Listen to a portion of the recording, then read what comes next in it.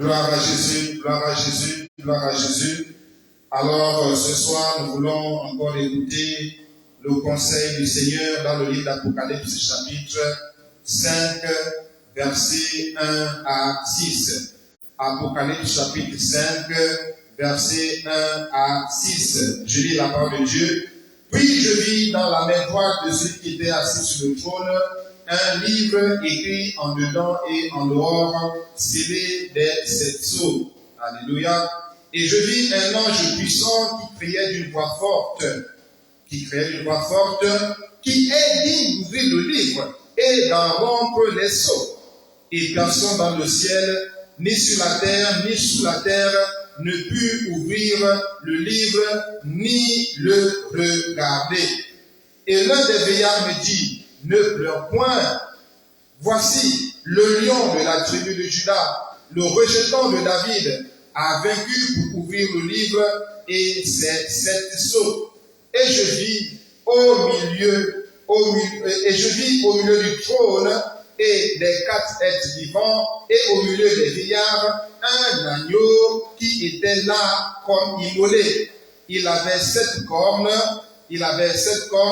et 7 yeux qui sont les 7 esprits de Dieu envoyés par toute la terre. Alléluia. Gloire à Jésus. Ce soir, nous voulons parler des 2 aspects de la face de l'Éternel. Les 2 aspects de la face de l'Éternel.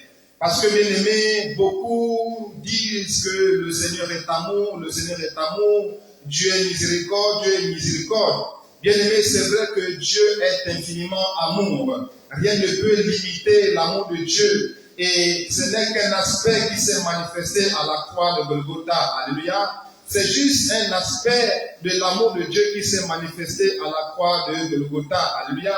Sinon, l'amour de Dieu est infini. L'amour de Dieu est illimité. L'amour de Dieu est inconditionnel pour les hommes que nous sommes. Alléluia. Et donc ce soir, nous voulons parler de 2 aspects de la face de Dieu. Alléluia.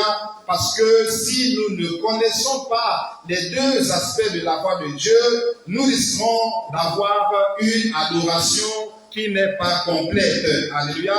Si nous ne connaissons pas les 2 aspects de la face de l'Éternel, notre adoration sera incomplète et à ce niveau, ce sera donc purement de l'idolâtrie. Parce que si nous n'adorons pas Dieu à sa juste mesure, ce n'est que de l'idolâtrie. Voilà pourquoi, bien aimé, la véritable adoration, bien aimé, l'adoration qui plaît à Dieu, c'est celle-là qui tient compte des 2 aspects de la face de l'Éternel. Lorsque nous adorons l'Éternel, si notre adoration n'a pas touché les 2 aspects de la face de l'Éternel, bien aimé, nous tombons dans ce que la Bible appelle l'idolâtrie. Parce que l'idolâtrie, bien aimé, c'est aussi adorer un Dieu qu'on ne connaît pas. Ou l'idolâtrie, c'est adorer un Dieu qu'on ne maîtrise pas totalement, ou bien dont on ne connaît pas véritablement la nature. Jésus peut déjà reprocher à la Samaritaine que vous adorez ce que vous ne connaissez pas. Donc ça veut dire que les Samaritains étaient dans l'idolâtrie. Ils n'adoraient pas le Dieu véritable. Ils n'adoraient pas le Dieu véritable comme il fallait. Parce qu'ils n'avaient pas encore la révélation de qui était ce Dieu. Alléluia. Et donc ce soir, bien aimés, nous allons voir les 2 aspects de la face de l'Éternel pour que nous puissions corriger notre adoration. Bien aimés, l'objectif de cet enseignement, c'est de corriger notre adoration. C'est de corriger notre adoration. Et l'adoration, ce n'est pas seulement chanter. Alléluia. L'adoration va jusqu'à notre mode de vie. C'est-à-dire que notre mode de vie doit être une adoration. Alléluia. Lorsque nous marchons avec le Seigneur, nous devons marcher de manière à ce que notre vie lui plaise. Alléluia. Voilà pourquoi on ne doit pas arrêter l'adoration seulement au niveau des chants. Alléluia. L'adoration va jusqu'à notre manière de vivre, notre manière de marcher, notre manière de servir, notre manière de donner au Seigneur, notre manière de consacrer le temps au Seigneur. Alléluia. C'est ça, c'est tout ça l'adoration. Donc l'adoration, ce n'est pas seulement chanter, chanter, chanter. Non, bien aimé, ça c'est limiter l'adoration. L'adoration en réalité, c'est une vie consacrée à Dieu. Alléluia. L'adoration, c'est une vie, je répète, c'est une vie totalement consacrée à Dieu. L'adoration en réalité, c'est un mode de vie. Alléluia. Alors comment doit être ce mode de vie? Ce mode de vie doit tenir compte donc des deux aspects de la face de l'Éternel. Dieu n'est pas que amour, bien-aimé. Détrompez-vous, Dieu n'est pas qu'amour. Dieu est autre chose aussi que amour. Dieu, en dehors du fait qu'il soit amour, il est aussi autre chose. Alléluia. Alors, allons-y doucement. Dans le passage que nous venons de lire dans le livre d'Apocalypse, chapitre 5, versets 1 à 6, alors, l'auteur de ce livre nous place pleinement au milieu donc de l'atmosphère du trône de Dieu.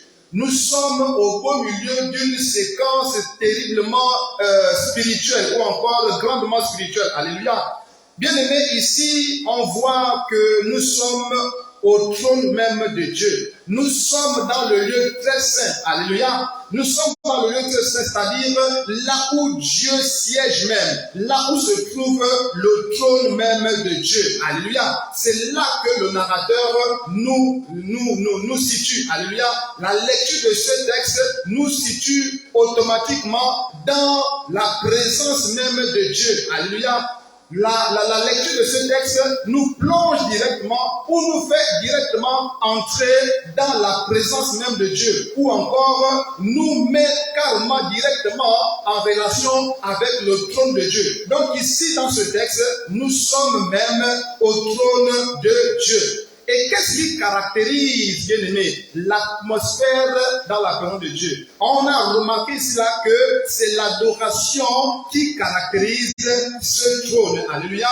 Bien aimé, pour dire quoi? Pour dire que c'est l'adoration qui caractérise l'atmosphère dans la présence de Dieu, ou encore autour du trône. Bien aimé, sachant que autour du trône, il y a une atmosphère qui se dégage. Et l'atmosphère qui se dégage, c'est laquelle? C'est une atmosphère d'adoration.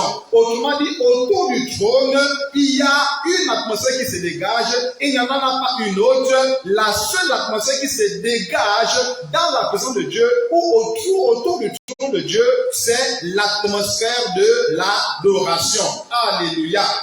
Bien aimé, c'est pour ça que lorsque Dieu te fait grâce d'entrer dans sa présence, le premier réflexe et même l'unique réflexe que toi et moi on va avoir, c'est quoi? C'est de se prosterner et d'adorer. Alléluia. Parce que la présence de Dieu suscite en nous, bien aimé, une crainte qui va nous pousser à adorer Dieu. Alléluia. Je reprends pour dire, la présence même de Dieu suscite une crainte en nous, et cette crainte-là va nous pousser à adorer l'Éternel. Alléluia. Si vous regardez bien la lecture, Jean a été ravi en esprit et il a été emmené donc au ciel. Alléluia. Dans la présence de Dieu. Et la première chose qu'il va faire lorsqu'il va se retrouver dans la présence de Dieu, c'est quoi? C'est adorer. Il va se prosterner en adoration. Alléluia.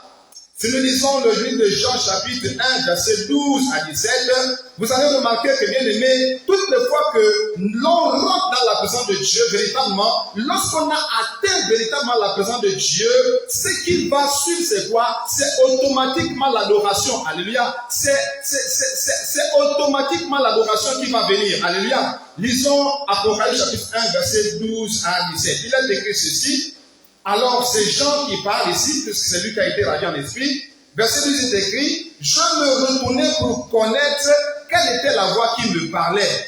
Et après m'être retourné, je vis 7 chandeliers d'or. Et au milieu de 7 chandeliers, quelqu'un qui ressemblait à un fils d'homme, vêtu d'une longue robe et ayant une ceinture d'or sur la poitrine. Sa tête et ses cheveux étaient blancs comme de la laine blanche, comme la laine. Ses yeux étaient comme une flamme de feu. Ses pieds étaient semblables à de l'airain ardent, comme s'il lui était embrasé dans une fournaise. Et sa voix était comme le bruit de grandes eaux. Il avait dans sa main droite 7 étoiles. De sa bouche sortait une épée aiguë à 2 tranchants et son visage était comme le soleil lorsqu'il brille dans sa force. Quand je le vis, bien aimé, quand je le vis, la Bible déclare que quand je le vis, Jean dit ceci, quand je le vis, il vit qui? Il vit cet homme-là. Il vit un homme il vit quelqu'un qui ressemblait à un fils d'homme. Bien aimé, il s'agit ici de Jésus. Donc Jean est rentré dans la présence même de Jésus. Jean est allé au Seigneur, a été ravi en esprit et il est allé directement auprès du trône de Dieu. Et qu'est-ce qu'il a vu? Il a vu un homme. Il a vu un fils d'homme. Et il a décrit le fils d'homme en question. Et qu'est-ce qui s'est passé par la suite? Au verset 17, il dit ceci: quand je le vis, je tombais à ses pieds comme mort. Il posa sur moi sa main droite en disant: ne crains point, je suis le premier et le dernier. Alléluia. Jésus dit: je suis le premier et le dernier. Bien aimé, lorsque tu vas arriver dans la présence du premier et le dernier, la première attitude que tu vas avoir, le seul réflexe que tu vas avoir, c'est une sainte crainte qui va te pousser à l'adoration. Une sainte crainte qui va te pousser à l'adorer. Parce que, bien aimé, tout genou normalement fléchit devant le Seigneur. Et toute langue confesse qu'il est Seigneur. Alléluia. Bien aimé, sachons bien aimé que lorsque nous entrons dans la présence de Dieu, lorsque nous avons véritablement atteint la présence de Dieu, il n'y a qu'une seule chose à faire, c'est l'adoration. Pour bien aimer dire que l'adoration est ce qui caractérise l'atmosphère dans la présence de Dieu. L'atmosphère autour du trône de Dieu, c'est laquelle? C'est l'adoration. Et on peut prendre encore un autre cas, le cas de Manoach, dans le livre des Juges, chapitre 15, versets 6 à 20. Alléluia. Là-bas, lorsque la femme de Manoach a vu l'homme d'Éternel, elle est allée dire à son mari que j'ai vu un homme de Dieu qui m'a parlé de beaucoup de choses, qui m'a dit que je vais avoir un enfant. Alors Manoach, son mari, est venu, il a vu aussi, et il a fait la preuve pour vérifier ce que la femme avait dit. Et lorsqu'il s'est rendu compte que cet homme n'était pas ordinaire, que c'était un ange de Dieu, en réalité c'était l'Éternel lui-même, alors qu'est-ce qu'il a fait? Il est tombé face contre terre et il a eu la crainte et il a adoré. Alléluia. Donc, bien aimé, pour dire et conclure à ce niveau que lorsque nous sommes véritablement dans la présence de Dieu, lorsque notre esprit va jusqu'au trône de Dieu, lorsque nous vivons une vie d'adoration véritablement, nous entrons et nous arrivons au trône de Dieu, et alors à ce moment-là, notre adoration atteint le cœur de Dieu. Donc, sachons bien aimé que l'adoration, c'est ce qui caractérise l'atmosphère qu'il y a autour du trône de Dieu. Deuxièmement, on peut alors à partir de là aussi dire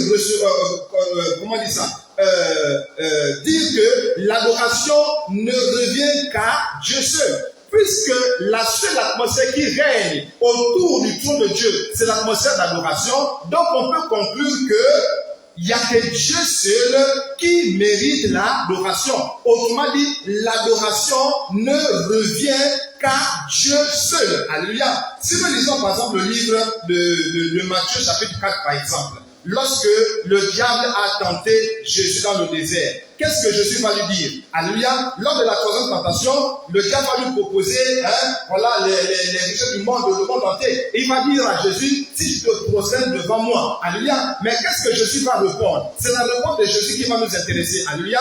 Jésus lui répondit. Jésus lui dit, Matthieu chapitre 4 verset 10. Jésus lui dit: retire-toi Satan, car il est écrit: tu adoreras le Seigneur ton Dieu et tu le serviras lui seul. Alléluia. Donc, il n'y a que Dieu seul qui mérite l'adoration. À partir du fait que nous avons constaté qu'autour du trône de Dieu, il y a une atmosphère qui se dégage. C'est l'atmosphère de l'adoration, et il n'y a que cette atmosphère-là qui se dégage. Nous pouvons déjà conclure à partir de là qu'il n'y a que Dieu seul qui mérite l'adoration. Alléluia. Donc, si nous adorons quelqu'un d'autre, si nous adorons les choses de ce monde, alors ça veut dire que nous sommes dans l'idolâtrie. Alléluia.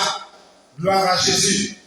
Bien aimé, Matthieu 4, 10 nous montre que l'adoration ne revient qu'à Dieu seul. Repartons dans le livre d'Apocalypse chapitre 19, alléluia, pour montrer que l'adoration ne revient qu'à Jésus seul. L'adoration ne peut pas aller à un homme.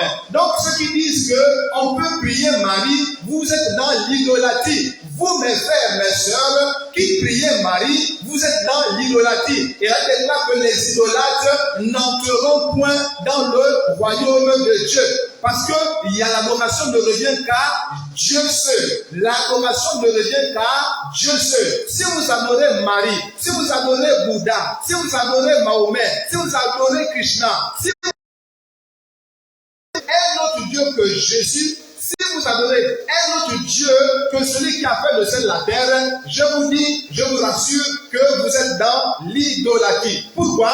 Parce que l'adoration ne revient qu'à Dieu seul. On le voit dans Matthieu chapitre 4, verset 10, c'est Jésus même qui le dit. Lorsque nous lisons Apocalypse chapitre 10, chapitre 19, verset 10, on dit ceci. Et je tombais à ses pieds pour l'adorer. Mais il me dit, garde-toi de le faire. Je suis ton compagnon de service et celui de tes frères qui ont le témoignage de Jésus. Adore Dieu. L'ange dit à Jean, adore Dieu, adore Dieu. C'est-à-dire que quand Jean s'est retrouvé dans la présence de Dieu, et quand l'ange commençait déjà à lui présenter les mystères du royaume, à lui expliquer beaucoup de choses, à l'enseigner beaucoup de choses, alors Jean sera tellement frappé, Jean sera tellement ému qu'il va donc tomber à ses pieds pour l'adorer. Qu'est-ce que l'ange va répondre? L'ange va dire ceci, garde-toi de le faire. Garde-toi de le faire. C'est-à-dire, ne le fais même pas. Évite de le faire, c'est ce que ça veut dire.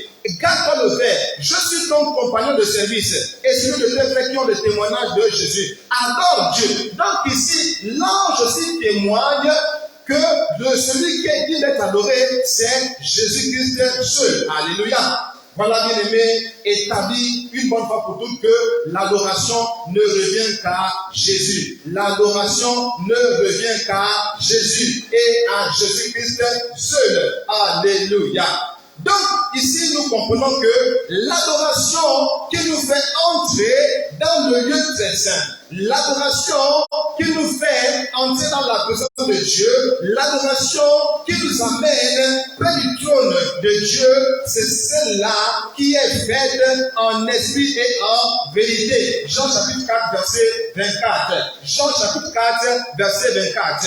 Jean chapitre 4, verset 24. Je vais pour dire l'adoration qui nous fait entrer dans la présence de Dieu, l'adoration qui nous amène au pied de Dieu, au pied du trône de Dieu, c'est une adoration qui est faite en esprit et en vérité. Si nous n'adorons pas Dieu en esprit et en vérité, je dis bien en esprit et en vérité. Il y a deux choses là, bien aimés. La première dimension de notre adoration, c'est quoi? C'est la dimension en esprit. La deuxième dimension de notre adoration, c'est laquelle? C'est la dimension en vérité. Donc, notre adoration doit avoir une double dimension. Une dimension en esprit et une dimension en vérité. Notre adoration, celle-là qui va nous amener dans la présence de Dieu. L'adoration qui va nous amener autour du trône de Dieu, au pied du trône de Dieu, c'est laquelle?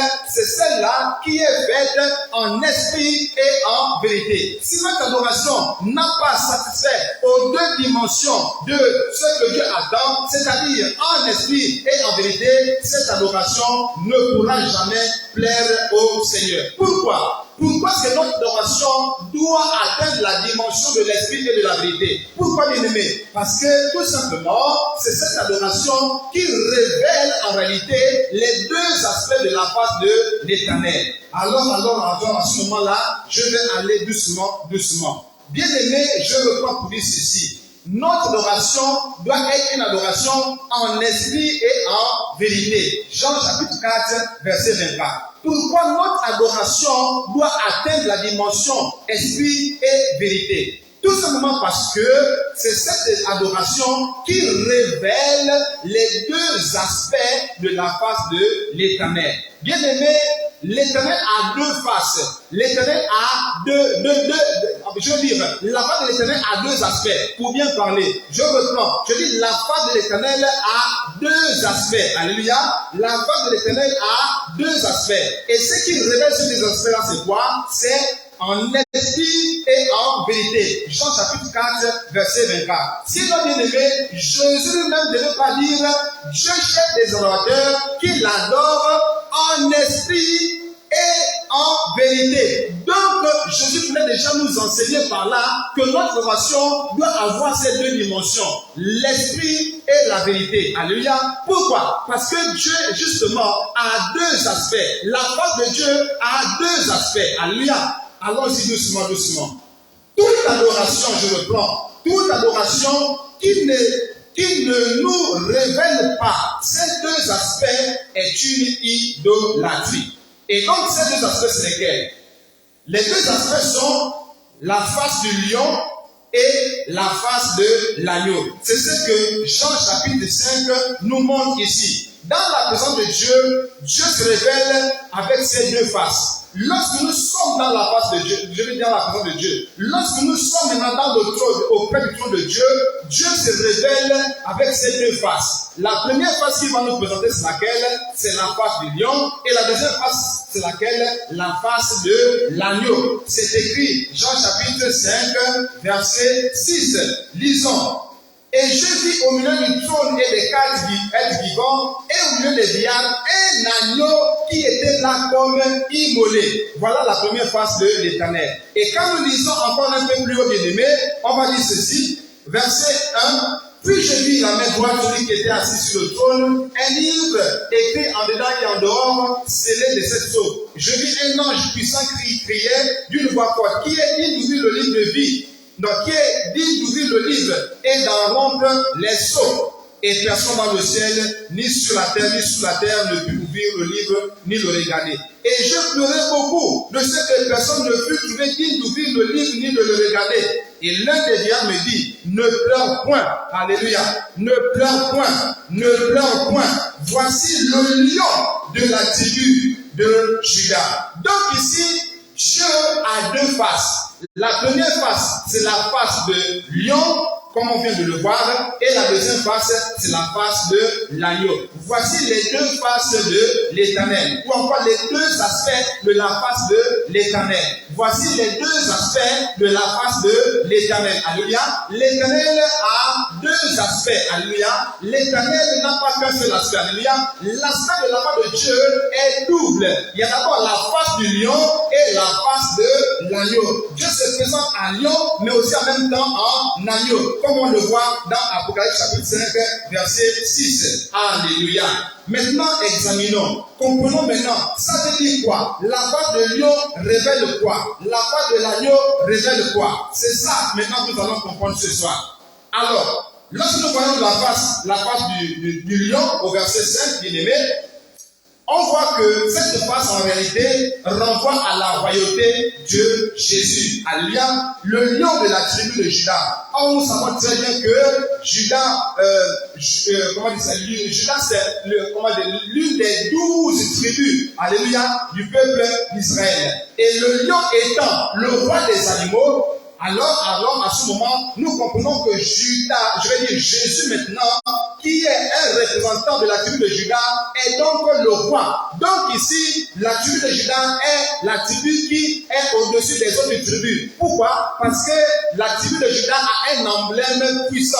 La tribu de Judas a un emblème fort, l'emblème du lion. Or, le lion, c'est le roi de tous les animaux. Donc ici, la face du lion révèle la royauté de Jésus. En plus de cela, la face du lion révèle aussi son autorité. Donc, la royauté de Jésus, avec son autorité ici, son autorité suprême, caractérise ici la face du lion. Alléluia. Et ici aussi, la face du lion révèle le caractère du juge. Alléluia. Dieu n'est pas, comment on dit ça, avant d'aller même à la face de l'agneau, nous sommes sur la face du lion. Donc, je reprends pour dire que la face du lion renvoie à la royauté de Jésus, donc à son autorité suprême et à son caractère de juge. Donc Dieu n'est pas qu'amour, alléluia. Dieu est aussi juge, alléluia.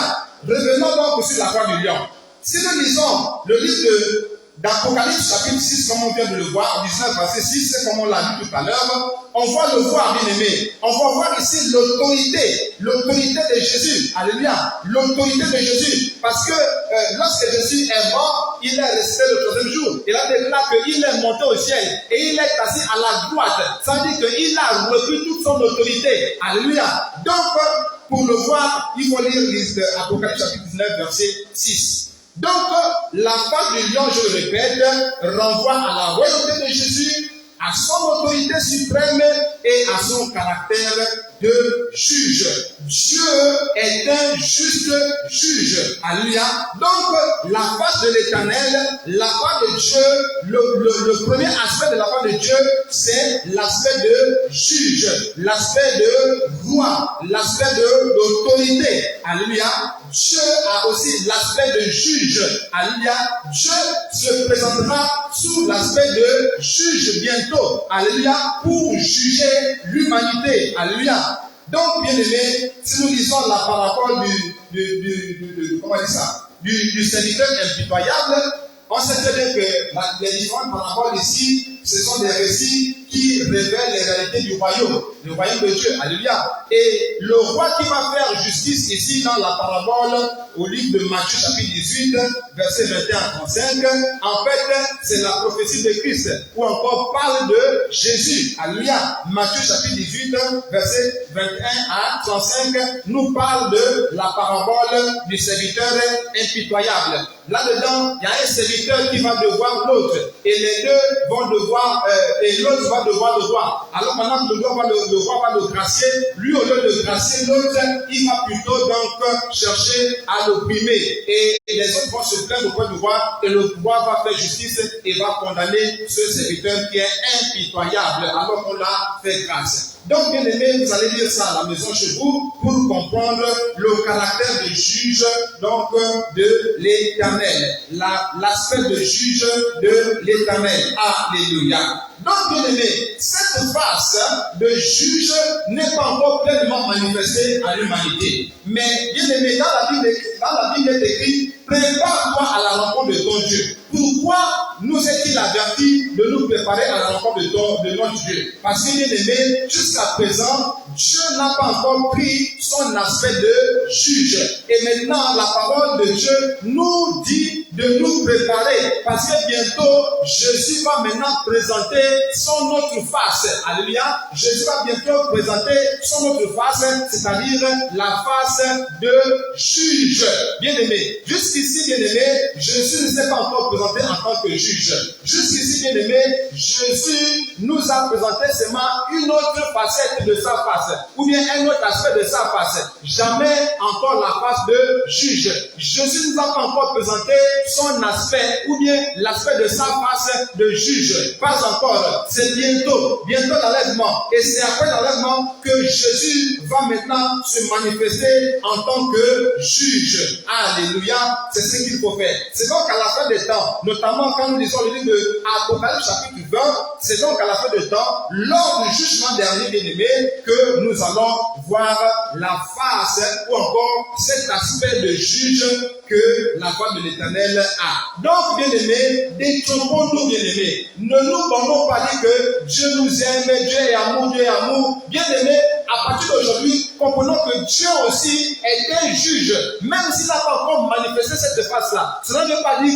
qu'il ne va pas la manifester. Bien-aimé, si tu te complais dans le péché, si tu ne veux pas abandonner ta mauvaise vie, si tu continues à rester dans la fornication, dans le mensonge, dans l'hypocrisie, dans tout ce que Dieu ne veut pas, soit disant que nous sommes déjà sous la grâce est suffisante. Bien-aimé, tu te trompes, parce que jusque-là, la part de Dieu de l'Éternel ne s'est pas encore manifestée. Il te laisse encore le temps de vivre, et surtout il te laisse le temps de te repentir, parce que lorsque sa part de Jésus viendra, il n'y aura pas de pitié, mon frère, il n'y aura pas de pitié, ma soeur. Il est temps maintenant que nous puissions nous préparer à la rencontre de ce juste qui vient bientôt. Alléluia. Oh, gloire à toi, Seigneur Jésus. Bien aimé, je disais que jusqu'ici, la face de l'Éternel en tant que juge ne s'est pas encore véritablement manifestée. Parce qu'en effet, depuis même l'Ancien Testament, jusqu'à encore nos jours, jusqu'à l'établissement de la Nouvelle Alliance, seule la face de l'agneau nous a été manifestée. Autrement dit, comme on l'a dit un peu plus haut, nous avons vu deux faces, ou encore deux aspects de la face de l'Éternel. Le premier aspect, c'est quoi? C'est la face de lion, et le deuxième aspect, c'est quoi? C'est l'aspect de l'agneau. Nous sommes en train de voir l'aspect de lion, ou encore l'aspect on va aller rapidement, l'aspect de lion. Donc, bien aimé, depuis l'Ancien Testament jusqu'à ce que le Nouveau Testament s'établisse, bien aimé, Dieu ne s'est manifesté qu'avec une seule face, la face de l'agneau. Quand nous lisons par exemple le livre d'Exode, chapitre 33, bien aimé, c'est, Moïse qui va demander à Dieu de lui montrer ou encore de lui faire voir sa face. Lisons Exode 33, verset 18. Bien que 18, à partir de 18, pardon. Verset 18, Moïse dit, fais-moi voir ta face. Voyez, fais-moi voir ta face. L'Éternel répondit, je ferai passer devant toi toute ma bonté. Comprenez bien aimé, je ferai passer devant toi toute ma bonté et je proclamerai devant toi le nom de l'Éternel. Je fais grâce à qui je fais grâce et miséricorde à qui je fais miséricorde. L'Éternel dit, tu ne pourras pas voir ma face car l'homme ne peut voir et vivre. L'Éternel dit, voici un lieu près de moi. Tu te tiendras sur le rocher. Quand ma gloire passera, je te mettrai dans un creux du rocher et je te couvrirai de ma main jusqu'à ce que j'ai passé. Alléluia. Alléluia. Et lorsque je retournerai ma main, tu me verras par derrière, mais ma face ne peut pas être vue. Bien aimé, ce texte-là est tellement prophétique et profond, bien aimé. Moïse dit à Dieu, à l'Éternel, fais-moi voir ta face. Bien aimé, il y a une prophétie qui se cache ici, que nous allons dévoiler rapidement, sans trop rentrer dans les détails. En réalité, Exode 33, verset 18 à 23 là, qui nous présente le dialogue entre Moïse et l'Éternel, le dialogue où Moïse veut voir la part de Dieu et Dieu va lui dire que non, tu ne peux pas voir ma face. Qu'est-ce qu'il voulait dire par là en fait? En fait, il voulait montrer par là que, en réalité, le salut de l'humanité ne peut venir que par la face ou encore par le dos de Dieu, ou encore le dos de Dieu. Parce que Dieu va lui montrer seulement son dos. Dieu ne va pas lui montrer sa face, mais plutôt Dieu va lui montrer son dos. Alléluia. L'Éternel dit, voici un lieu près de moi. Voici un lieu près de moi. Tu te tiendras sur le rocher. Quand ma gloire passera, je te mettrai dans un coin du rocher et je te couvrirai de ma main jusqu'à ce que j'ai passé. Alléluia. Et lorsque je retournerai ma main, tu me verras par derrière. Alléluia.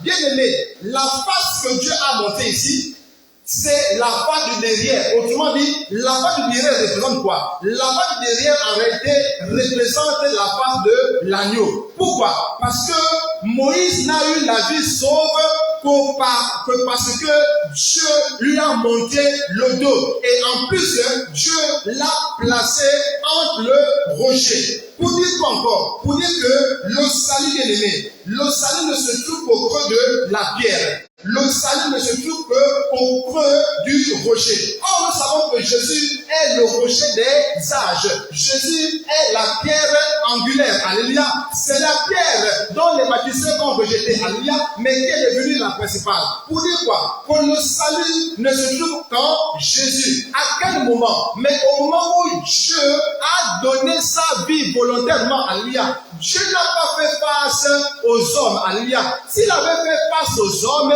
bien aimé, s'il avait monté sa face véritablement, alléluia, autrement dit, sa face de juge, sa face de lion, alléluia, l'humanité devait périr, alléluia. Alors pour sauver l'humanité, Jésus a monté à l'humanité une autre face, alléluia, un autre aspect de sa face, alléluia. Lorsque nous parlons de face ici, nous parlons ici du caractère de Dieu, alléluia. Lorsque nous parlons de face de l'Éternel, nous sommes en train de parler du caractère de Dieu. Alors, autrement dit, ce que Dieu est. Dieu est non seulement juge, mais il est aussi le Dieu d'amour. C'est-à-dire, il est aussi l'agneau. Il est lion, mais il est aussi en même temps l'agneau. Et la face qu'il a montrée jusqu'ici, ou encore l'aspect de sa face qu'il a montré jusqu'ici, c'est l'aspect de l'agneau. Et l'agneau est préfiguré ici là par le derrière. Pour dire quoi? Pour dire que si Jésus avait voulu, bien aimé, affronter l'humanité ne devait pas subsister. Voilà pourquoi Dieu a préféré montrer à Moïse son derrière. Pour dire quoi? Pour dire que non, je donne mon dos. Pour dire quoi? En réalité, c'était une manière pour Jésus de donner sa vie. Parce que bien aimé, quand tu te bats avec un adversaire, si déjà l'adversaire te donne son dos, ça veut dire qu'il a capitulé. Ça veut dire qu'il ne veut pas combattre. Ça veut dire qu'il ne veut pas t'affronter. Alléluia. Ça veut dire qu'il te laisse faire. Jésus s'est laissé faire. Personne n'a ôté la vie à Jésus. Bien aimé, Jésus lui-même dit clairement dans le livre de Jean chapitre 10, verset 15, chapitre 10, verset 15, que c'est lui-même qui donne sa vie librement. Aucun homme ne pouvait ôter la vie de Dieu. Pourquoi? Parce que depuis déjà dans l'Ancien Testament, notamment dans le livre d'Exode, Dieu avait déjà prophétisé le salut de l'humanité par sa propre mort. Donc le dos que l'Éternel montre à Moïse prophétise la croix. Alléluia. Je reprends pour dire le dos que l'Éternel montre à Moïse prophétise la croix. Pourquoi? Parce que montrer le dos signifie ne pas affronter. Montrer le dos signifie se laisser faire. Alléluia. Monter le dos signifie s'abandonner entre ses bourreaux. Alléluia. Et c'est ce que Jésus a fait. Mais la Bible déclare que l'agneau de Dieu qui ôte le péché du monde, c'est Jésus. Or, l'agneau, c'est l'animal le plus doux. C'est l'animal qui se laisse faire par ses bourreaux. Alléluia. L'agneau ne se débat jamais. Alléluia. L'agneau se laisse faire. Il va humblement jusqu'à l'abattoir sans se débattre. C'est ça l'agneau bien-aimé. C'est ça l'agneau bien-aimé. C'est ça l'agneau. Parce que le projet de Dieu en tout temps, depuis que l'homme est tombé, et même avant que l'homme ne tombe dans le péché, dans la disgrâce, le projet de Dieu a toujours été de proposer le salut éternel à l'homme en faisant le choix libre. Alléluia. Dieu ne voulait pas imposer le salut aux hommes, mais Dieu voulait proposer le salut afin que l'homme librement puisse choisir. Donc, mon frère, ma soeur, pour résumer maintenant ici, nous comprenons que la face du lion ou encore la facette de lion représente Dieu dans sa dimension de juge. La face du lion représente Jésus dans la dimension de roi, le souverain, celui qui viendra bientôt juger l'humanité. Alléluia. C'est ça la face de lion que beaucoup ignorent ou bien que beaucoup négligent, soit disant que Dieu est amour. Oui, mon frère, je suis d'accord avec toi. Oui, ma soeur, Dieu est amour. Mais sache que Dieu n'est pas que amour. Il est aussi le roi. Il est aussi le juge. Et bientôt, il va venir juger le monde et tout ce qu'il renferme. Alléluia. Oh, gloire à Dieu. Merci Seigneur Jésus. Enfin, la face d'agneau, nous l'avons déjà compris, bien aimé, la face d'agneau représente ou encore renvoie à la soumission de Christ à la volonté de son Père. Alléluia. Donc l'agneau ici là symbolise la soumission de Christ. Jusqu'ici, Jésus a été soumis à son Père. Alléluia. Jusqu'ici, Jésus a été sous la volonté parfaite de son Père. Alléluia. Si nous lisons le livre de Matthieu chapitre 26, verset 42, alléluia, nous voyons que Jésus est en train de dire que seule la volonté de son Père doit prédominer. Alléluia. Parce que ici, Jésus s'est présenté, je le répète encore, jusqu'ici, Jésus s'est présenté toujours encore et encore en tant qu'agneau. Il ne s'est pas encore présenté en tant que lion. Il ne s'est pas encore présenté en tant que juge. Jusqu'ici, il est encore en tant qu'agneau. Voilà pourquoi, mon frère, ma soeur, toi qui vis dans le péché, il est temps que tu te répondes de tes péchés, que tu reviennes au Seigneur, parce que le lion va bientôt arriver. Le juge va bientôt arriver. La part de lion de l'Éternel va bientôt se manifester. Et rien ne pourra, oh oui, rien, je t'assure, sûr, rien ne pourra te dérober, rien ne pourra t'arracher de sa justice, rien ne pourra t'arracher entre ses mains. Voilà pourquoi tu veux t'apprêter. Prépare-toi à la rencontre de ton Dieu, mon frère, ma soeur.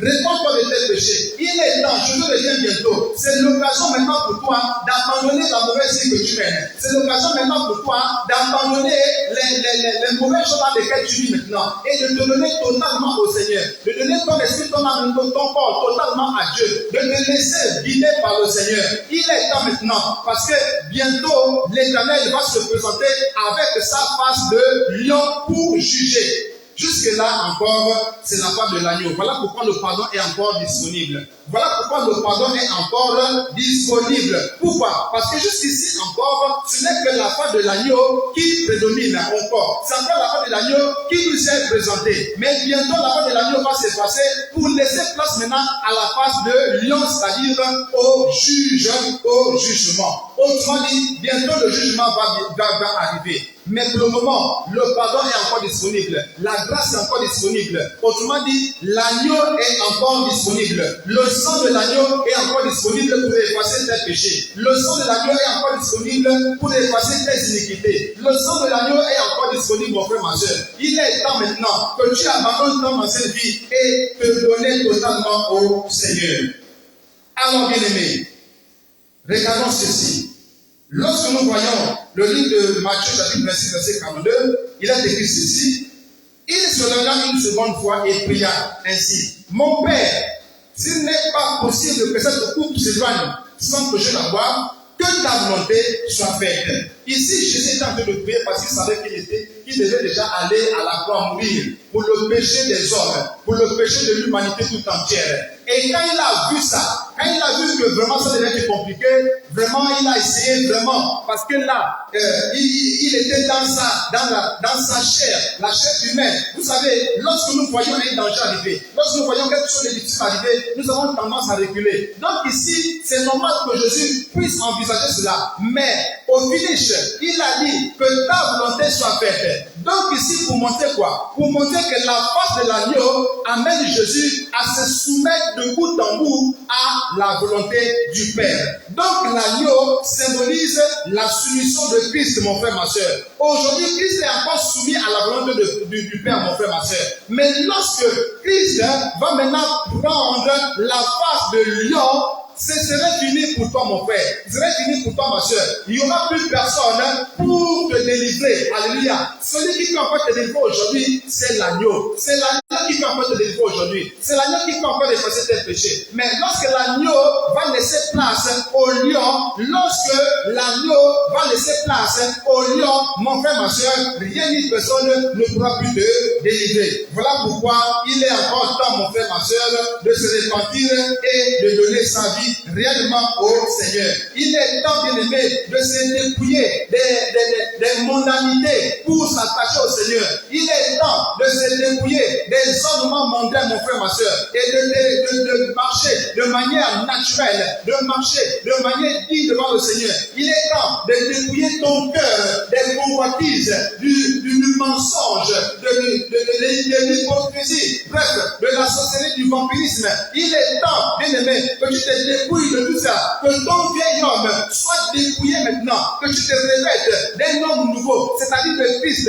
Revêt-toi maintenant de Christ. Bien aimé, dépouille-toi totalement. Dieu veut que tu sois dépouillé. Dieu veut que tu sois dans la sanctification totale de ton esprit, de ton âme et de ton corps, mon frère, ma soeur. Il est temps pour toi que tu te dépouilles. Il est temps pour toi et moi de se dépouiller, de marcher de manière digne devant le Seigneur. Bien aimé, que ce soit l'intérieur, que ce soit l'extérieur, nous devons être dépouillés. Rien du monde ne doit être sur nous. Rappelle-toi de ce que Jésus a dit. Il a dit, le pas de ce monde vient et il n'a rien de lui sur moi ou à moi. Bien aimé, veille à ce qu'il n'y ait rien des choses de ce monde, qu'il n'ait rien sur toi qui appartient au diable, mon frère, ma soeur. Tout ce que Dieu appelle des abominations, tout ce que Dieu appelle des idoles, tout ce que Dieu appelle de lieux étrangers, que tu mets sur toi, mon frère, ma soeur, ça là, ça va te disqualifier. Et alors, lorsque l'Éternel viendra avec sa face de lion, rien ne pourra te délivrer. Parce que ces choses que tu mets sur toi, que Dieu appelle des dieux étrangers,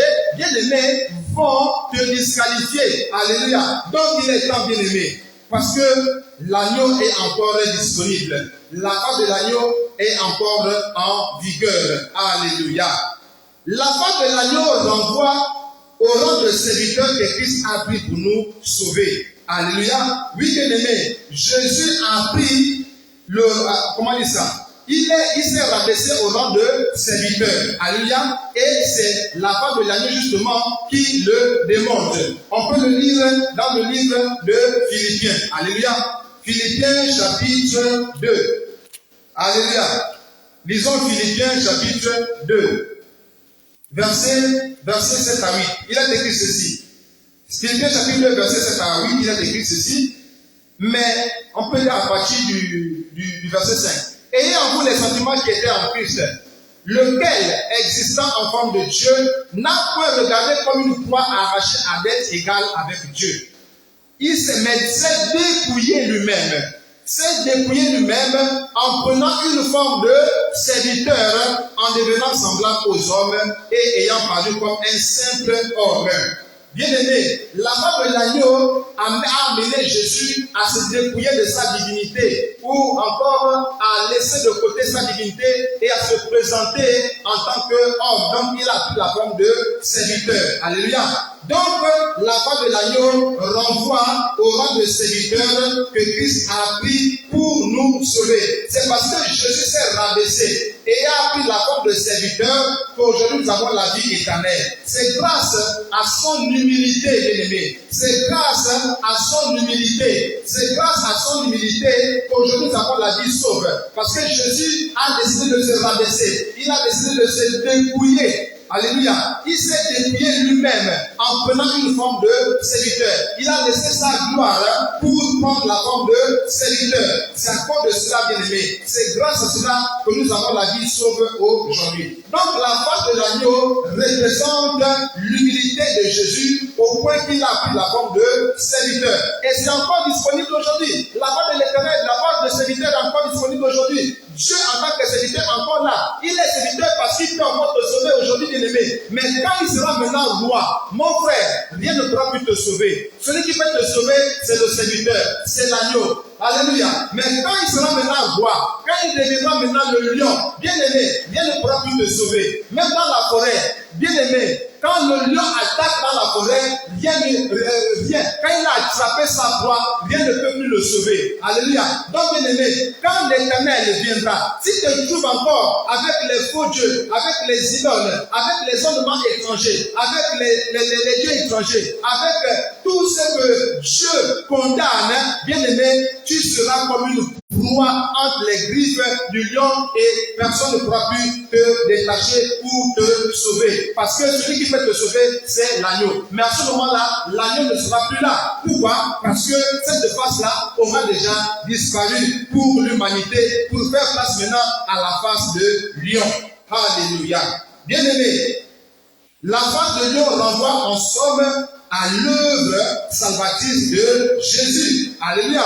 Donc, en gros, pour nous résumer, la face de lion, je veux dire, la face d'agneau de l'agneau, alléluia, l'aspect de l'agneau que Jésus nous a présenté jusqu'ici, c'est en somme l'œuvre de salut qu'il a opéré à la croix de Golgotha. Selon Jean chapitre 1, verset 29, il est écrit que voici l'agneau de Dieu qui ôte le péché du monde. Donc, l'agneau de Dieu, c'est Jésus. Il est venu au milieu des hommes pour le salut de l'humanité. Et c'est ce qui nous sauve, bien-aimés. Et c'est encore disponible. Le salut est encore disponible. Bien-aimés, pendant que la face du lion représente le jugement dernier, représente le jugement des nations, représente le jugement de l'humanité tout entière, bien-aimés, et bientôt cela va arriver, la face de l'agneau représente l'œuvre de la croix. La face de l'agneau représente l'œuvre du salut. Donc il y a encore temps. Pendant que la face de l'agneau est encore là, mon frère, ma soeur, c'est l'occasion maintenant de saisir vraiment, c'est l'occasion de saisir notre cœur, notre âme, notre esprit et de venir pleinement se consacrer au Seigneur. Il ne faut pas prendre cette occasion. Parce que bientôt, les choses vont arriver donc à leur terme. Nous sommes déjà dans les temps derniers, les temps sont déjà finis, alors profitons de ces derniers moments pour pouvoir donc revenir à Jésus. En réalité, c'est ici la compréhension de ce qu'on appelle le mystère de la piété. Dans la Bible, surtout dans le 1 Timothée chapitre 3, verset 16, on parle du mystère de la piété. En effet, adorer Dieu en esprit en vérité revient à adorer un roi serviteur.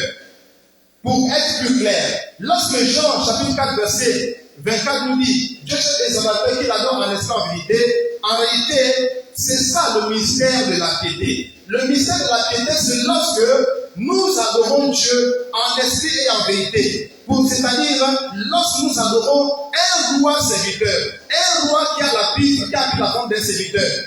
Ce que nous voulons dire, c'est quoi? C'est que ceux qui savent discerner le roi sous sa forme de serviteur, ce sont ceux-là les véritables adorateurs. C'est-à-dire que lorsque tu reconnais Jésus comme roi, même s'il a pris la forme humaine, c'est à ce moment-là que tu deviens un adorateur. Mais ceux-là qui ne reconnaissent pas Jésus comme étant Dieu venu en chair, voilà pourquoi il est écrit que ce sont les antichrists. Parce que ce sont seulement les antichrists. Ce sont les antichrists qui ne reconnaissent pas Dieu venu en chair sous la forme humaine. Ceux qui disent que Dieu ne peut pas venir en chair, ce sont les antichrists. Ce sont les démons en chair. Et même les démons en esprit. Ce sont ceux-là qui ne peuvent pas reconnaître que Jésus est Dieu venu en chair. Donc, toi et moi, bien-aimés, toi et moi devons discerner que Jésus est un roi venu sous la forme de serviteur. Et nous devons l'adorer ainsi. C'est pas parce que Dieu est venu sous la forme humaine qu'il faut le mépriser. Non, au contraire, en prenant la forme humaine, Dieu a voulu nous sauver. Maintenant, tous ceux qui vont refuser cela, alors ils vont rencontrer la face de roi, c'est-à-dire la face de juge. Donc je disais, seuls ceux qui savent discerner un roi dans la peau des serviteurs, ce sont ceux-là qui sont les véritables adorateurs. Autrement dit, si on ne le reconnaît pas comme roi serviteur, nous sommes dans l'idolâtrie. Car l'idolâtrie, c'est donc prier un Dieu, adorer un Dieu qu'on ne reconnaît pas dans cette double dimension. Alléluia.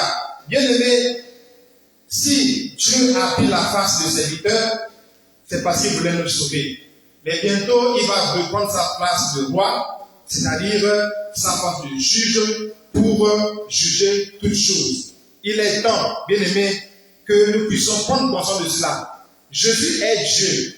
C'est lui seul qui mérite d'être adoré. Toute autre adoration en dehors de lui est idolâtrie. Alors, maintenant, prenons conscience. Adorons Dieu en esprit et en vérité. Autrement dit, sachant que Dieu est Dieu et il n'a pas besoin des béquilles humaines pour sauver, mais bien aimé, lui seul suffit pour nous sauver. Alors, sachons adorer Dieu en esprit et en vérité, c'est-à-dire Jésus en tant que juge et en tant que serviteur, en tant que juge, mais aussi en tant que serviteur. Alléluia. Voilà les deux faces, ou encore les deux facettes de la part de Dieu, ou encore les deux aspects de la part de Dieu. Dieu est juge. Dieu est juge, mais il est aussi sauveur. Alléluia. Pour le moment, il est sauveur, mais bientôt, il viendra à nous en tant que juge. Alors, prépare-toi à la rencontre de ton Dieu et sauve-toi de cette colère qui arrive bien bientôt, très bientôt. Que le Seigneur bénisse sa parole. Amen, amen, amen, amen. Alléluia.